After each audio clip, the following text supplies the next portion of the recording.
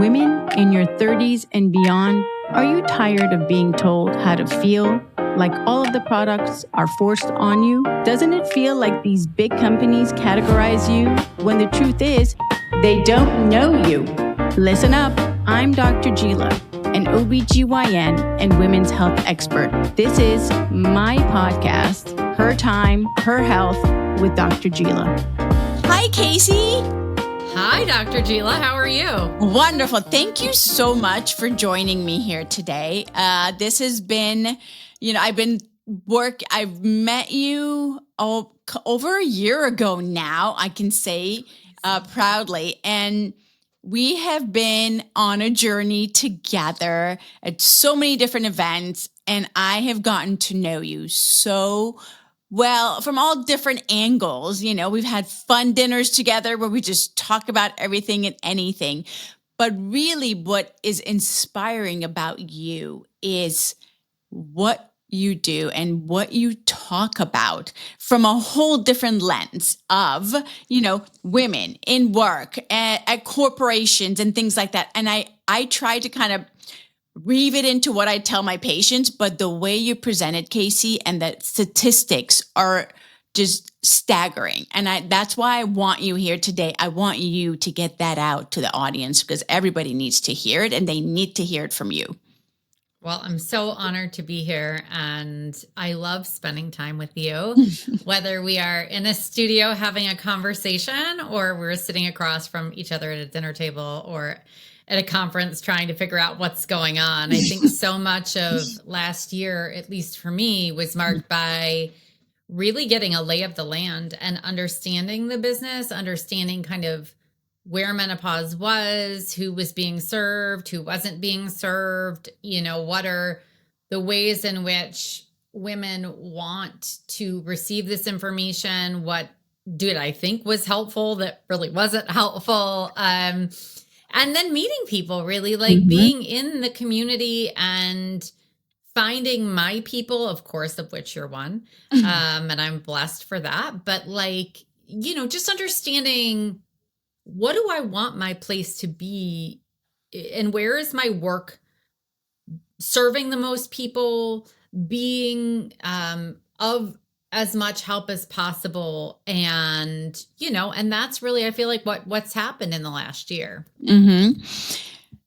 What I know you talk about this, but I want to go over it. What personal moment or lived experience really made you realize that something needed to shift and change, and that you needed to create the Fuchsia Tent and everything else that goes with it, that whole community? Yeah. I mean, I was heading global well-being for Takeda Pharmaceuticals, which is a 50,000 person company that's global. I had all the stress that came with that. I was in year 5, 6 of marriage, my second marriage. I had miscarried a couple years prior, and I had all of this, just like the stress, which I now know to be mental load, but did not know then. And a lot of that stress turned out to be from perimenopause, and I had no idea. And I was suicidal, and I don't say that lightly. And I think what shocked me the most about that is this preconceived notion I had, that I think so many people have, about suicidal ideation, that people think about this for long periods of time and they plan, and this comes out of a desperation point. And I think that was the first epiphany for me, was like, oh my gosh, this can just happen in an instant. Like, you can just decide, because of a mood or the way that you're feeling or how life's going, that you don't want to be here anymore. And then, of course, did the research and learned so much of it is impulsive. And that really brought me to my knees and took me to a doctor, and I lucked out. I had a concierge doctor. I had a great doctor, but I was the first patient he had on hormone replacement therapy. The difference being that I had a concierge doctor who did the research and said, you are a good candidate. I don't have anybody on this, but I'm happy to try it for you. And also, gave me the choice. Like, look, do you want to be on an antidepressant? I was like, sign me up, like, give it all to me so that I don't feel like this anymore, because I don't want to hurt myself. Like, I don't want to Mhm. not be here. And coming through that for me made me reflect and think, if with 22 years in healthcare, a dad who was a doctor, being comfortable with my body, as a woman who kind of doesn't have discomfort talking about things that most women do, if I didn't know about this and I didn't have resources, and then when I sought them out, I couldn't find them, I had to create them. And so Fuchsia Tent, what it's evolved to today, is very, very different than even what it was like 6 months ago. Because Mhm. when I started, all I wanted to do was help. Like, I literally just wanted to get clarity, simplicity, access, and support for all. That is where I started. That was the mission. It's still in the fundamental kind of core of the mission. It's just a different audience and a different way that I'm delivering that. But that was the moment, Mhm.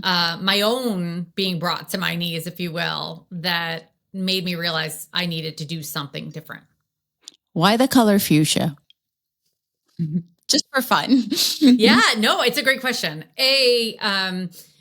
This is a very practical reason, but when I first looked at it, it goes more to the tent than it does to the color. Mhm. There's the book, The Red Tent. So many people are familiar with that book. It has a very biblical connotation, which, didn't really suit the movement that I was trying to create. Right. But the concept was for women to have a place to go when they didn't feel like they could be around people who didn't understand them in that moment. I think we've all had those moments with our Mhm. partners.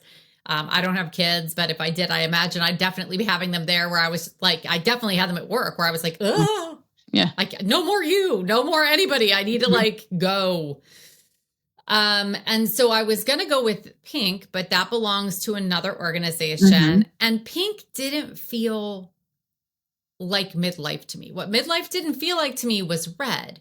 What it felt like, or what I wanted it to feel like at that time, was vibrant, Mhm. was vivid, was mature, was fun and sophisticated, and all of the things that you get in midlife, where if you can get the right care, you are able to live the life of your dreams, only wiser than you were in your 20s, Right. right? Now, maybe Mhm. there's wrinkles and sagging and some stuff and whatever, but you don't care anymore, right? So, how could it be vivid? And when I started researching pink hues and kind of the meaning of different colors, fuchsia meant vivid. Okay. And I love the plant. I love bougainvilleas. And I was like, yeah, it's the fuchsia tent. And that was Mhm. where it came from. Yeah. I Sort of love that. practical. Yeah, but I love the reasoning. Like, it wasn't just for the heck of. I love fuchsia, but there's really thought and, like, thought went into creating what you've created. Which, again, I already knew that. Like, I knew there was everything you do is purpose driven, passion driven. And that kind of is what draws us to one another. Is we're all of the same mindset from a different lens, but we're all passion driven women who are here in this space right now doing what it is that we do. And that's why you and I connected. So it took us, what, 2 seconds to connect? I think that was it. That was it. It's like, okay, you want to be friends? Yes, let's be friends. Okay. That's it. That's the beauty of this age, too. And I Right. have to be honest, like, two things that were really bad planning with fuchsia. Number one, it is insanely hard to spell. Mm-hmm. Fuchsia is never what anyone thinks it is. And so if I'd have thought about that, maybe I would have been more deliberate. Mm-hmm. And it's also very hard to find a winter wardrobe in fuchsia. So Correct. early on, I kind of wore a lot of fuchsia to Mhm. events, even though it wasn't necessarily like my main color. It was just like, okay, let's get some identity around who you are and what you do, since nobody knows who you are. Mhm. Uh, and then there came a point where I was like, I can't keep up with the number of events and the clothing in fuchsia. Right. And so, two things that I didn't think about, the bigger Right. one being that it's hard to spell. Hard to spell. Yes. I know. I always have to recheck myself to make sure I'm doing it right. I'm like, wait, is that the way? Okay, yes. And then it has to look right. And then I know it's correct. Um, Talk to me about midlife, when women feel the most invisible, we know this, medically, professionally, socially. Why do you think? Why do you think what's going on there?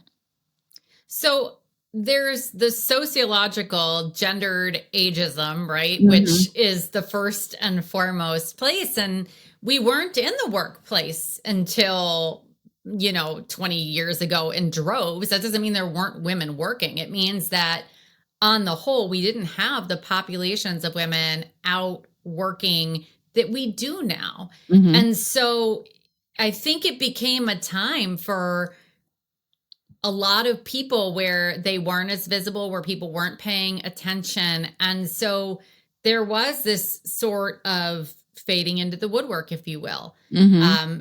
A lot of it is steeped in patriarchy and misogyny, right? Like we've lost our shine, we've lost our luster, we're no longer reproductively viable. And that was so much of what women's worth was tied to, was beauty and ability to reproduce. And thankfully, though there's still echoes of that today, many of them, Right. we are moving away from that being the definitive standard for women, and women work in a variety of different fields and are highly visible all the way through midlife. And that also comes with a set of challenges because the workplace was not designed for what is verbalized in literature as dirty femininity, right? This is Mm-hmm. not dirty. There's nothing dirty about menopause, nothing dirty about midlife. But in the sociological perspective, men are ordered. They don't have to think about kids as often as women do. They don't have other complications of taking care of elders. Most of that falls and has historically fallen on women, and they go to work. They don't have the sweeping hormone changes that are as apparent as ours are on the outside. And that looked like the neat package, whereas we come with a little bit more complexity. And Mm-hmm. so, workplace and healthcare, this, none of it was set up for us. So, we're playing catch up. And I don't think it's that we ever truly were invisible. I just think that we weren't out front. And that those two main pieces really, our looks and our reproductive value, like values have changed. And Right. now it's like, here we are. And that's Mm-hmm. a testament to the last two generations that have been Right. banging down doors and climbing ladders and breaking rungs and doing everything we can Yeah. We for have to future change that. generations. Yeah, we're changing the conversation, but it has to be done in the boardrooms with the CEOs. That's right. Because talk to us about the statistics of Yeah. midlife women going through hormonal shifts and changes and what Yeah. that looks like in that, in those C-suite level aspects. Yeah. So, I mean, listen, a lot of people now have thrown around stats. We hear frequently that due to absenteeism and lack of retention, women in menopause cost businesses in the United States $1.8 billion per year. That annually in the US, that number, when you add in healthcare costs, goes up to a staggering $26.6 billion. What I always like to focus on, though, when we talk about these numbers and we throw them around, is the percentage of businesses that have formal or called out support. Now, when I talk about it, I don't talk about formal menopause training. Yes, those things can be helpful. But I'm talking about identifying the benefits Mm-hmm. that are the right benefits for women in midlife. And a lot of the challenges with benefit supports is not that companies lack it. It's that the claims data for menopause, and this gets into healthcare and the interconnectedness, are so fragmented that when you're looking at claims for and trying to track how much of your population is having a negative effect due to menopause at work, you're not having the codes to support it. Usually Mm-hmm. they're getting coded for anxiety, depression, musculoskeletal issues, gynecological issues that don't flag as menopause, Mm-hmm. cognitive issues. The only time that it codes really as menopause is a diagnosis, which Right. is very hard to do, we know. Mm-hmm. And it shouldn't be, but it is. And also vasomotor symptoms, which are tied to menopause. And so unless you're presenting typically in the data, it skews to being less of an impact on workplace and cost. So you really have to tease out what is going on there. And because of that, benefits are offered in a very fragmented way. So Mm-hmm. 97% of companies have employer-sponsored healthcare. 90% have mental health. 82% have an employee assistance program. Many have musculoskeletal programs, but none of it is woven together in a way that talks to a population that already does not understand what's happening in their own body. Right. And so everything is so fragmented that women aren't getting care. So when I talk about those numbers, I like to caution that of large employers, meaning greater than 5,000, only 14% have put formal stake in the ground around menopause care. When we get into smaller employers, which is more of them, we're looking at between 4 and 7%. So while they may have the programs already, they don't have the rigor around them so that women know how to identify the benefits and find them. And how could they when they don't even know they're going into perimenopause and menopause because we don't talk about it, right? So those numbers are the numbers that Mayo Clinic brought up because they speak to the C-suite, because the C-suite, when they can't see impact and population health data, need to see it somewhere. And that somewhere is in dollars and cents. But that dollars and cents piece is dangerous because it's very easy then to draw a leap that midlife women shouldn't be in the workplace, that we're expensive, that we need extra care, that we're problematic, all of these things that are just not true. And so I always add to those numbers unsupported women in midlife cost the system X, because I think that that's the really important thing that we need to be thinking about is, and that's what I'm studying now or working to study now is what happens when we support and we support right. A, what does that support look like? And B, what is the change in the economic perspective for businesses when we do this correctly? Mm-hmm. And are you seeing a shift and a move by bigger corporations to kind of put the stake in the ground around menopause education because I know you're educating those corporations so they know what to even offer their employees, right? Are they coming along more? So we're seeing a mix, right? There's no holistic conversation, and there's a lot of different opinions on how this should be done and this should be done effectively. I think when I look at it and I think about it, I look at the research. What needs to happen are benefits audits, formulary optimization. We have to start with the healthcare piece of what companies own. The reason that this even belongs in healthcare or in companies is that most companies are responsible 97% for their employees' healthcare. Right. So this is a cost problem on the bottom line, and it's a cost problem on the top line if people aren't producing because they don't feel well. And so I think a lot of companies really want to know what is the right way to support or what is my role in this, equation. Right. And that is what I am trying to drive home with my research now. Your role is 3 things. Healthcare, the best benefits you can afford, organized in a way that is clear and gets to the life stage population audience in the right way. So it's not just about having the right benefits or having menopause benefits. It's about having everything packaged in a way that is clear and understandable. 2 is help.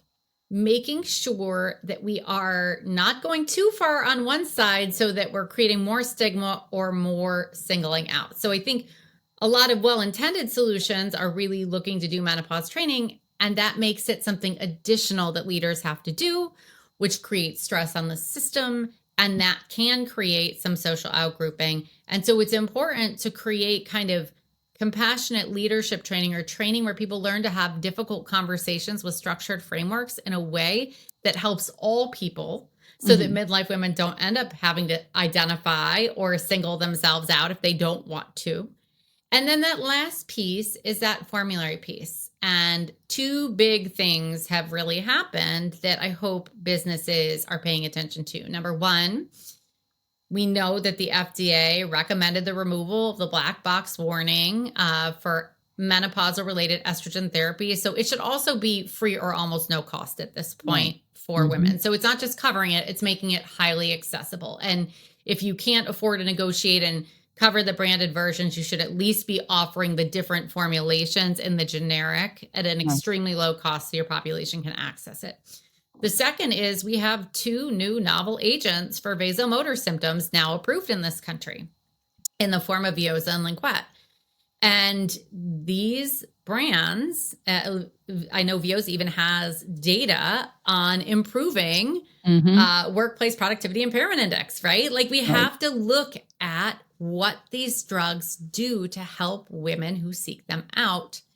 And then instead of, as employers, being like, well, they're expensive to cover, or my formulary plan doesn't cover them, negotiating to make sure that access is granted to these medications so that women can afford them, get them, and they don't get abandoned at the pharmacy. So those are the 3 areas, healthcare help and HRT and non-hormonal therapy access, that employers should focus on to really help fix this problem. And there is a lot of interest in employers wanting to understand the problem more. Do I see it moving to kind of mastery? No.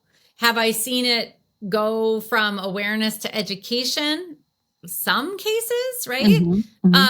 But the good news is people are paying attention, and all the signals are that people want to do something. They just need to understand the problem better and the solutions better.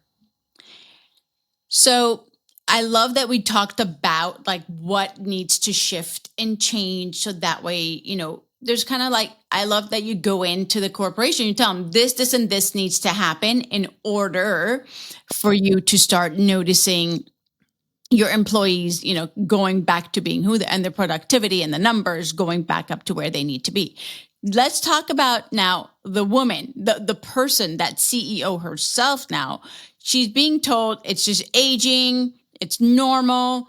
Why are they like so just kind of like, you know, I think as CEOs, they gaslight themselves to a point, I believe, too, right? Tell me what's going on in the psyche there, you know? Yeah, I mean, and I can only speak for some that have talked to me, not all, but there is a way that we have worked for the whole of our careers by the time we make it to CEO, right? And so much of the way that we worked has been being better, faster, smarter, and neater than our male counterparts, because that's the only way we could get there, right? That's it. That's, ignore everything else. You know, I used to hear all the time, suck it up, buttercup, like phrases like that all the time in corporate, like no pain, no gain, all these things that have taught us to just take it, right? And in order to play at those levels, we have to be better, faster, smarter, and take it.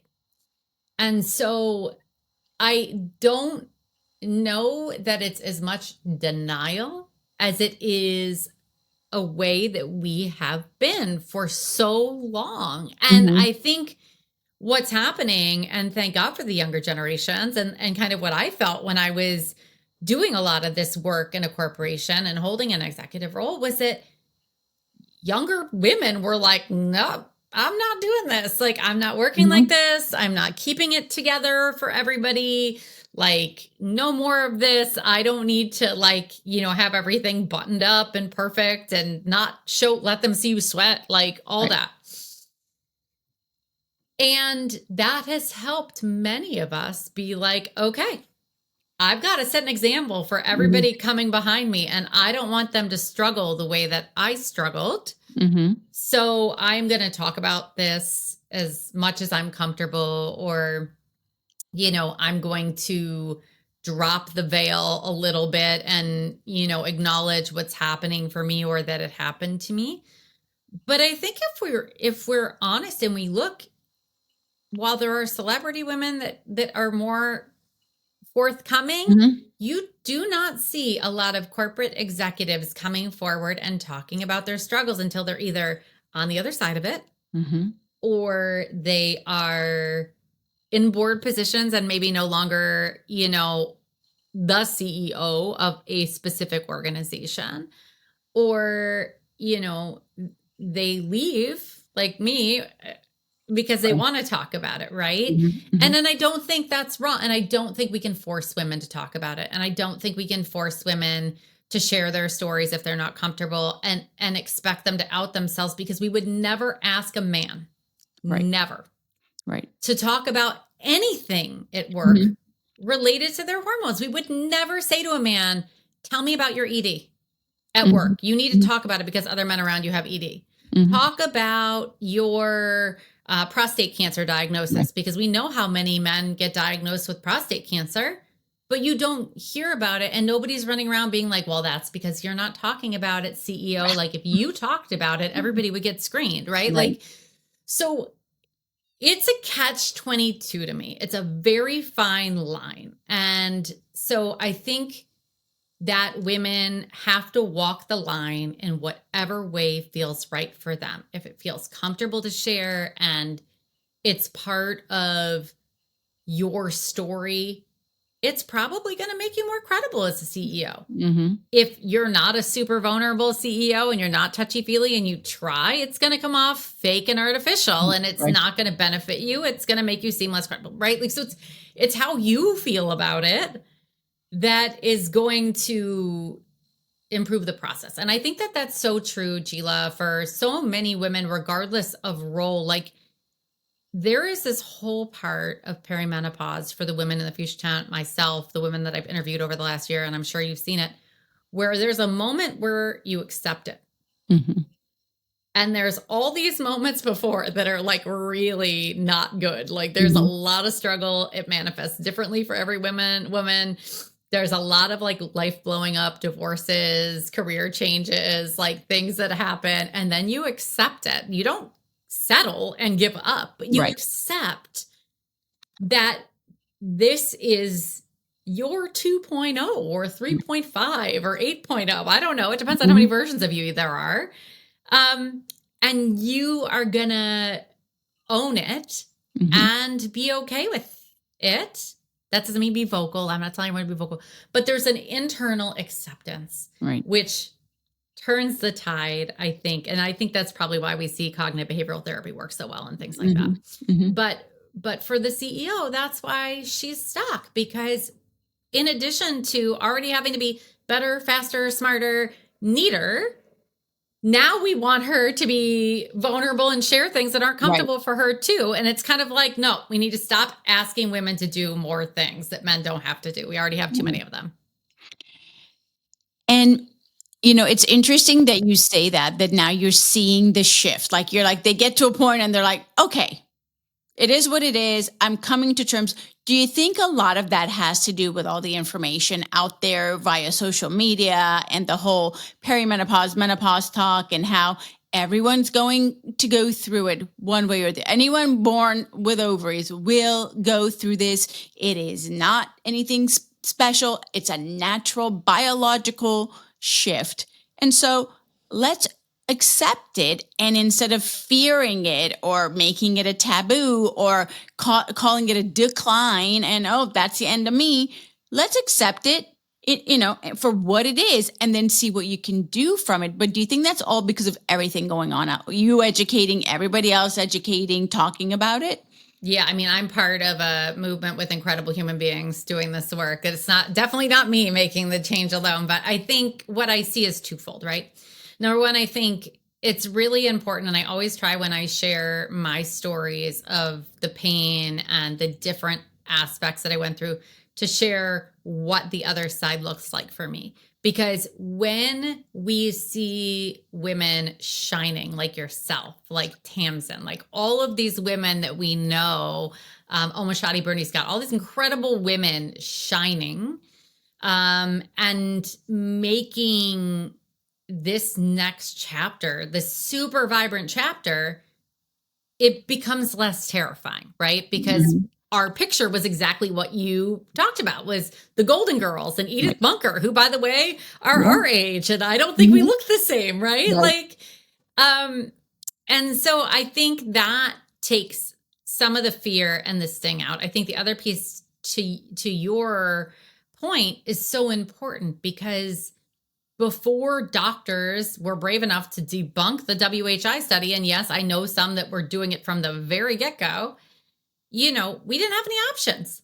And we weren't feeling well. So why complain about it, right? Like, if there's nothing you can do about it, a lot of us just aren't going to complain about it, because that's most of our lives, right? We get, for years, endometriosis was, brushed under the rug. For years, PMDD and period pain were brushed under the rug. Like, it's women just take it on the hip, right? So I think there is so much benefit. There's also, of course, the other side, which is not knowing what's true, not knowing what you can trust, not knowing, the direction for you. But on the whole, the talking about it is, in my mind at least, much more beneficial. Like, the talking about it that has happened, the education that has happened externally. And I think the nice thing about that too is having it one generation removed from the workplace-ish, allows women to kind of explore on their own in a safe way for them, where they don't feel like it's being enforced in a space where they're already not feeling safe. So I think it's good that the conversation is happening elsewhere where it's accessible, and that workplaces are also taking care of the healthcare and creating, more compassionate leaders that can have these conversations with skill instead of, stumbling, stuttering, and freaking out, right? In terms of like all women, they don't have access to like menopause informed care, supportive communities, kind of like what you've built. How does the Fuchsia Tent kind of like address the missing pieces for women? Yeah, I mean, listen, the workplace is certainly not the echo chamber, right? So first and foremost, we're not where all the conversation is happening. And we're doing the research, the deep research, to understand what working women from all walks of life want before we're putting stuff, just new stuff out there, right? We want to really get underneath it, because having lived it, I watched the mental health boom and the well-being boom. And there are amazing academic studies from another Fleming, that is not me, William Fleming, that show that without, some cultural shift or embedment or acceptance or systemic change, those interventions don't help. And in many cases, they harm. That's not to say that we shouldn't have them. They're table stakes, but there has to be more kind of done. So that's one of the ways the Fuchsia Tent is trying to help, is being in rooms and listening with women from kind of all walks of life that haven't been served historically, or having these conversations readily. I think the second way, we have the vault. It used to be a community, and I recently made the decision to change it based on how people were using it. So when I first launched, as I said, I didn't really know what people wanted, and, did research and made the best guess based on that research, and entered it as a community and with resources. And what we saw over the year was over 80% of our members were using, which is great, but nobody was talking. They were watching quietly the replays. Occasionally they were reaching out to me to ask for something. They were using the resources. And at first, for a little while, I felt kind of a sting. I was like, oh God, I did this wrong. Like, I'm not benefiting women. But then when I saw the data, I was like, oh no, I totally am. I'm just not benefiting them in the way that I thought. So now that has taken a lot of the barriers off, and the vault has over 50 hours of education on a variety of topics, PDFs that I will continue to update, and it's $50 a year. And that is how I make it accessible. So for less than, $3 a month, $4 a month, you can watch experts on a variety of topics, and you have access to me to get, pointed in a right direction if you're struggling or, whatever. I obviously, it's not a healthcare community. We don't treat, we don't, do that kind of the piece of the equation. But my goal when I started it was to make it more and more affordable. We started at $350 a year and now we're down to $50. And I think that that's a huge accomplishment in 1 year. And you've obviously been in there, and we have other incredible experts. And I think that that is how we're trying to reach women. There's also free stuff on the site. It's about creating access and value and making sure that we can continue to put out high quality resources. Okay. How can people find you, the Fuchsia Tent, and learn more about your mission and how they can benefit from all of it? Yeah, well, so it's a lesson in spelling. So I'll give you the naughty spelling. I always say it's like the bad F word minus the K plus add in an H and an SIA, right? Like, so the Fuchsia Tent. We are on Instagram.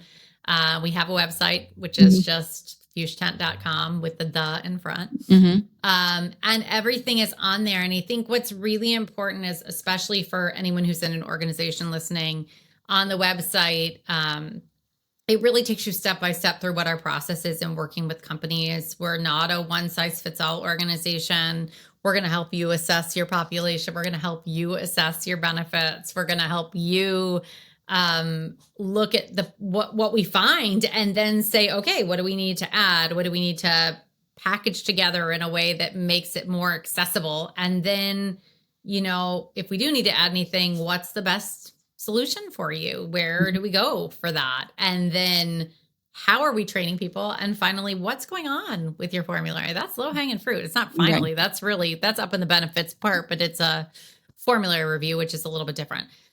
So the website walks you through all that. There's white papers there. There's research about our method. And that's really a great way. And you can always DM me. I look at my LinkedIn more than my Instagram, but I look at both. And I'm Kacy, Kacy Fleming.